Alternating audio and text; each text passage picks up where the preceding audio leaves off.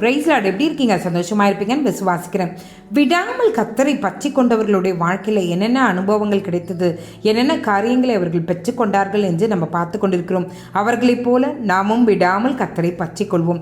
இதற்கு ஆதாரமாய் மார்க் 10:52 நான் வாசிக்கிறேன். இயேசு அவனை நோக்கி, நீ போகலாம், உன் விசுவாசம் உன்னை ரட்சித்தது என்றார். உடனே அவன் பார்வையடைந்து வழியிலே இயேசுவுக்கு பின் சென்றான். இங்கே பர்த்திமேயு என்கிற ஒரு குருடனை குறித்ததான ஒரு காரியத்தை பார்க்கிறோம். நீங்கள் இதற்கான காரியங்களை 46வது வசனத்திலிருந்து பார்க்கும்போதே தெரியும். இங்கே அந்த பர்த்திமேயு குருடன் அங்கே வழியருகே உட்கார்ந்து பிச்சை கேட்டு கொண்டிருக்கிறான்.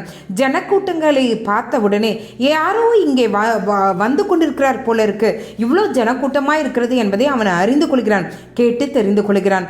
அப்பொழுது இயேசு தன்னை கடந்து போடும்போது அவன் அழகாய் ஒரு ஜபத்தை ஏறெடுக்கிறான். இயேசுவே, தாவீதின் குமாரனை எனக்கு இறங்கும் என்று அவன் ஜெபிக்க ஆரம்பிக்கிறான்.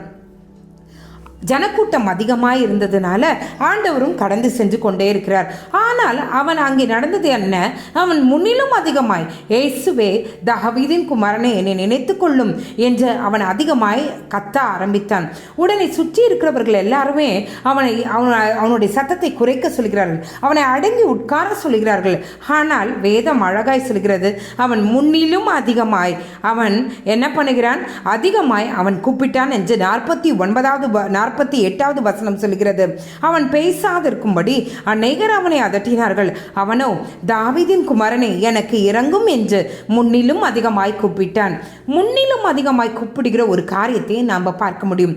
கர்த்தர் அந்த சத்தத்திலும் அவர் நின்று அவனை அழைத்து வர சொல்கிறார். அழைத்து வர சொல்லும் போதே தன்னுடைய வஸ்திரத்தை, குருடன் என்று ஐடென்டிஃபை பண்ணுகிற அந்த வஸ்திரத்தை அவன் தூக்கி எறிந்து கர்த்தரிடத்திலே வந்து தான் எதிர்பார்த்ததை அவன் பெற்றுக்கொள்கிற ஒரு அனுபவத்தை நம்ம பார்க்க முடியும்.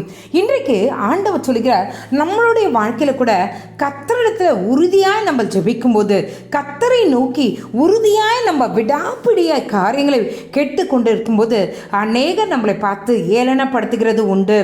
நம்மள குருடன் சொல்லுவாங்க. இது ஒரு பத்திமேயு குருடனை சொல்லி கிண்டல் அடித்திருப்பாங்க.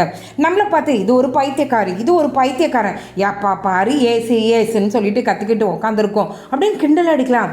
நிறைய பேர் சொல்லுவாங்க, அதட்டுவாங்க நம்மளை பார்த்து, அடங்கு, நீ என்ன பெரிய இதுவா, உனக்கு என்ன தெரியும் சொல்லிட்டு நம்மளை அடக்குவாங்க, நம்மளை ஓரம் கட்டுவாங்க. ஆனால் சொல்றேனே, பத்திமேயு குருடன் விடாமல் அவன் அதிகமாய் கூப்பிட தொடங்கினான். கூப்பிட தொடங்கினான்.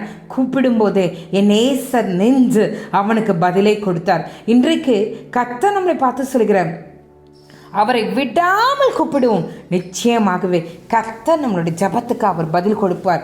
எந்த காரியத்தை வேண்டி அவருடைய பாதத்தில் உட்கார்ந்துருக்கிறோமோ கர்த்தர் நம்மளை நினைத்து நிச்சயமாகவே பத்திமேயு குருடனுக்கு சுகத்தை கொடுத்தது உண்மையானால் உங்களுக்கும் எனக்கும் நம்மளுடைய ஜபத்துக்கு அவர் பதில் கொடுக்கிறது லேசான காரியம். கர்த்தரை நோக்கி பார்க்கலாமா?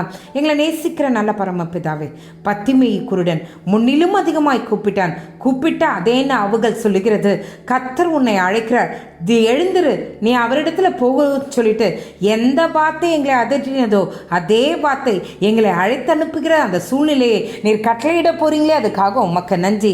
யார் யார் எங்களை ஏளனப்படுத்துறாங்களோ அதே நாவின் மூலமாக அன்று உங்களுடைய நாம மகிமைப்பட போகிறதே, அதற்காக உமக்கு நன்றி. நீர் பெரிய காரியங்களை எங்களுடைய வாழ்க்கையில் செய்ய போறீங்களே, அதுக்காக உமக்கு நன்றி.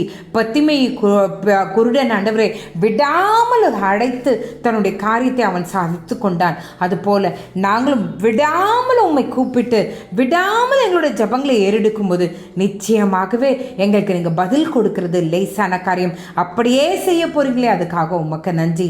ஆண்டவரே, இந்த இரவில் சமாதானம் இல்லாமல், சந்தோஷம் இல்லாமல், பலன் இல்லாமல் யார் யார் தன்னுடைய படுக்கையில் கண்ணீரை நினைத்து கொண்டிருக்காங்களோ அத்தனை பேருக்கும் சுகத்தையும் பலத்தையும் ஆண்டவரே பூரண விடுதலையும் நீங்கள் கட்டளையிடுங்க. சீக்கிரத்தில் அந்த குடும்பத்தில் சுகவாழ்வு துளிர்க்கட்டும், சமாதானம் உண்டாகட்டும். இயேசுவின் நாமத்தினால் நீர் அப்படியே செய்ய போகிறபடியால் உமக்கு நன்றி. காலை எழுந்து உங்கள் நாமத்தை மகிமைப்படுத்த கிருபை செய்யுங்க. மீட்பர் இயேசுவின் மூலம் ஜெபம் கேளும் நல்ல பரமபிதாவே. ஆமேன், ஆமேன், ஆமேன். God bless you.